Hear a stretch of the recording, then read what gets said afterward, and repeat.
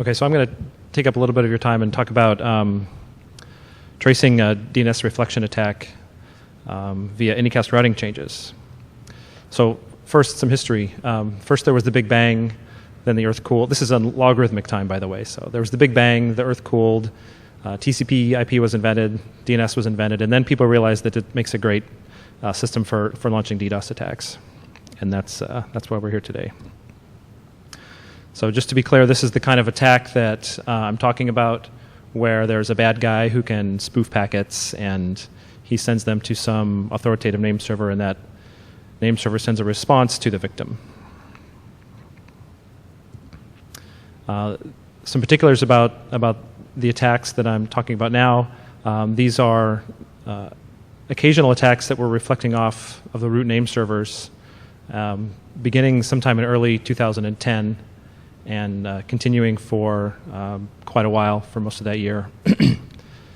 Typical load of this attack when it started was about 6,000 queries per second, and towards the end of the year it was higher, it's about 15,000 queries per second. So as a comparison, each letter of the root server system typically sees between 10 to 30,000 queries per second during normal operations. These attacks would tend to last for 1 or 2 days, sometimes less, not often longer. And one sort of distinguishing characteristic was that the query names in the attacks was always the same or very consistent.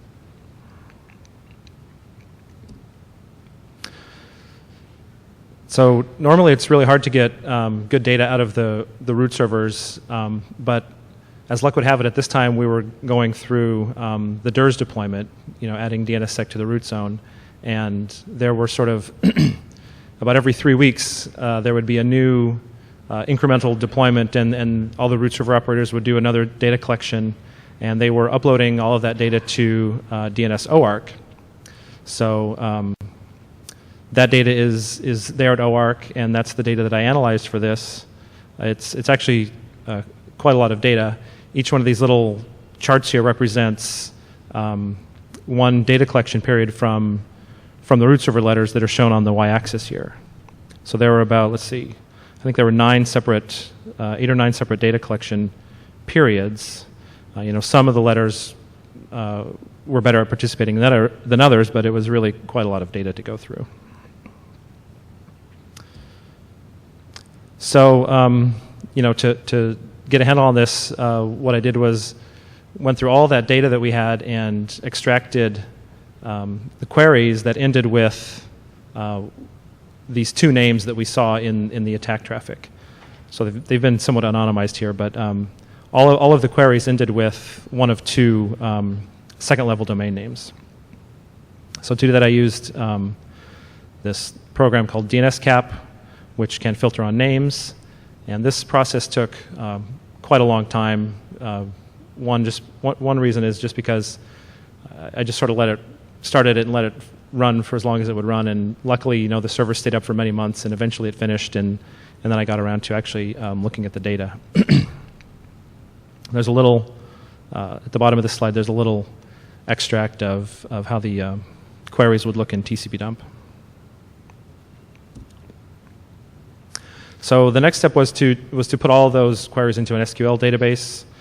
Here's an exciting SQL table, just to show you that I'm serious about SQL. I'm not joking about that. And so from this SQL database, then I could run a number of SQL queries to sort of look at the data in different ways. So I defined an attack event as when the start of an event is when at least one name server sees at least 50 queries per second for either of these 2 names. And it ends when none of them see that level of traffic. And if there's a gap of 5 minutes or more, I say that's the start of a new attack event. So there were different numbers of attack events in the different data collection periods. You can see, for example, on March 23rd, there were 4 different attack events. And actually another definition of an attack event was the second level domain had to be the same. So there's two names in there, and I think I separated name 1 and name 2 into two separate events if they happen to occur simultaneously. Here's a graph that shows the traffic levels during one of the attacks. So this was an early one in January, and you can see that it's pretty flat, pretty consistent at about 6,500 queries per second. And all of the, almost all of the root server letters that we have data for are at the very top there. You can see this blue one here. This is actually JRoot, and this does not represent a loss of service, but it represents a loss of collection, a loss of data collection. So what likely happened here was the site where the data was being collected, this attack caused the disks to fill up, and then no more data could be collected after that time. So for the most part, it's flat. There's a few dips here and there, of course. Here's another look at that same event.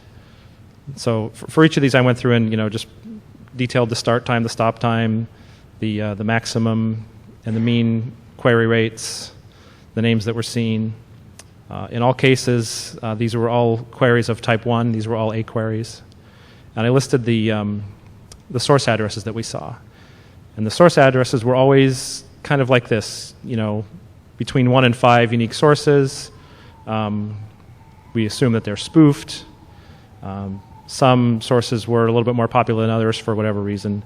And between attack events, the sources tended to change. So there was not a lot of consistency in the sources between attacks. However, there was a lot of consistency in the servers that were being hit during the attacks.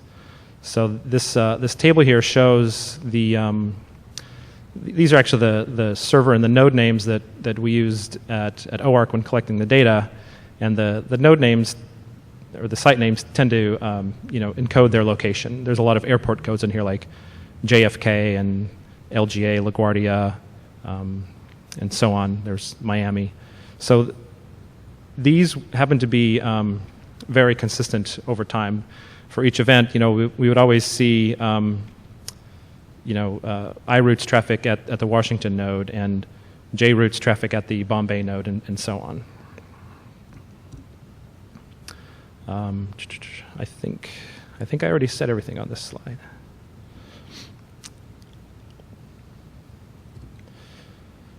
So this particular attack was a little bit different. It's perhaps not immediately obvious from this slide why it's different, but it has to do with what's going on here in this region. There's a number of sort of stalactites, if you will, of drops.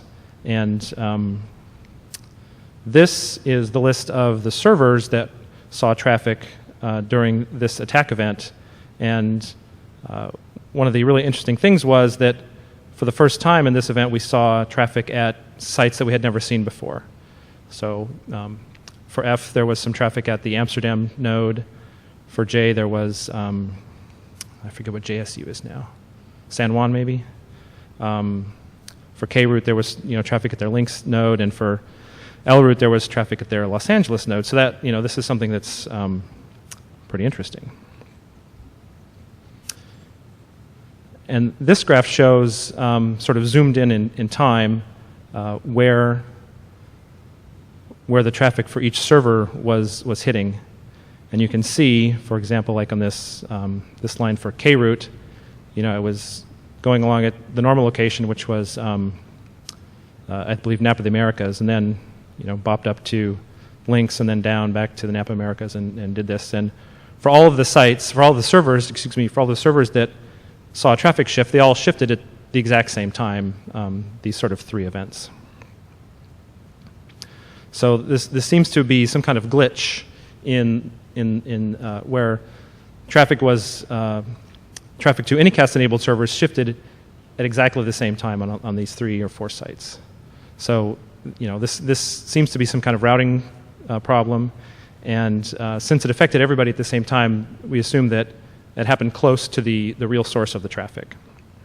So the hypothesis is, well, perhaps the normal traffic was affected in exactly the same way. Here's a cartoon sort of showing the idea here. There was perhaps a disrupted BGP session that caused that traffic to not go there, and then it shifted to these other 3 sites for those Anycast root servers. So I made a sort of a fingerprint of the times when the traffic shifted and which servers that shifted to. Here's the table for, again, this is for froot. So at these times, the from and to columns, these times the traffic went to this node and then to this node and flipped back and forth. And so by looking for real traffic that shifted in the exact same way, it came up with this list of IP addresses. So all of these addresses for these 3 root servers shifted at exactly the same time in the same way. So it turns out almost all of those addresses fall within these 6 or so net blocks, which are announced by AS21788. Here's the whois record for this for those networks. This is I don't know if anyone is familiar with this company or this ISP, but they're also known as Versenet, and they're a company that sort of specializes in hosting and virtual services and that kind of thing. So, and another thing that sort of makes sense here is that this company is located in the U.S. East Coast, which makes sense sort of Anycast-wise that that traffic would be hitting root servers on the U.S. East Coast and in Europe. So to take this a step further, I wanted sort of more confirmation and went back through the other attack events to see if the traffic from AS21788 always hit the same nodes as the attack traffic was hitting. So it was, it's nearly 100% match. I have a bunch of boring, tables that show. In almost all cases, it was 100%. So, it seems that this routing glitch, which feels to me like maybe the attacker kind of inflicted upon themselves by sending so much traffic through their ISP's router, caused a BGP session to reset, sort of outed them, if you will, as to their location.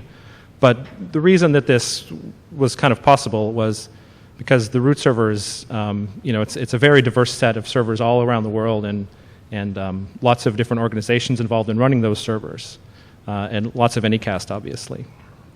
And of course, the other thing that really enabled this to happen was the massive amount of data that we just happened to be collecting at the same time. It has been asked of me, is this something that we could do in real time?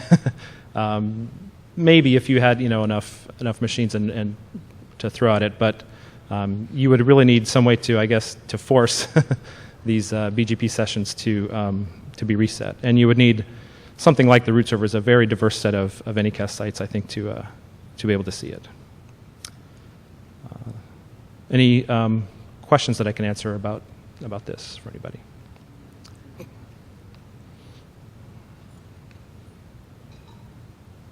Hi, Matt Poundstead from Affiliates. Your last couple of statements there, you were saying you kind of need more routing glitches in order to try and do this in real time, but that tipped you off to what was going on, but if you had enough data, wouldn't you be able to just do that with normal traffic without the routing glitch? Just find all the sources that are always talking to the same servers as your attack traffic, and I mean it wouldn't be quite as good because you'd have some false positives in there, but it might help narrow it down a lot where the potential sources are. Yeah, and I think that was kind of my plan when I started out with this, and stumbling upon this glitch was kind of lucky, But I think you're right. I think you could attempt something like that where you'd try to match a much broader set. It might at least give you 10 or 15 knocks you have to call to say, have you got a ridiculous amount of traffic coming out towards this sort of thing, rather than Right. I think so. Yeah. John Christoph, Team Carmi, just to follow up on Matt's comment, I guess you could try to triangulate doing some trickery with your own announcements, or if not just you, maybe a collaboration between the routes or whoever's involved in this, by either removing your routes or adjusting your peering and so forth, and maybe announcing certain suspect ASNs so they see a loop and then they do something else perhaps. So something perhaps. Yeah, think about, I right? think so. I think I'm not enough of a routing expert to say, so I would rely on others to tell me what to put in the router config to do that. Kyle Kreitz, Merit Network. I was curious if you were only examining A records, or if, because aren't text records usually used in reflection of text rather than A records? That's true. We were collecting all the records, and this attack traffic was only using A queries for whatever reason. I don't know. Yeah, this doesn't seem to be a case where they were relying on the size of the response, but maybe just more on the volume of the response traffic.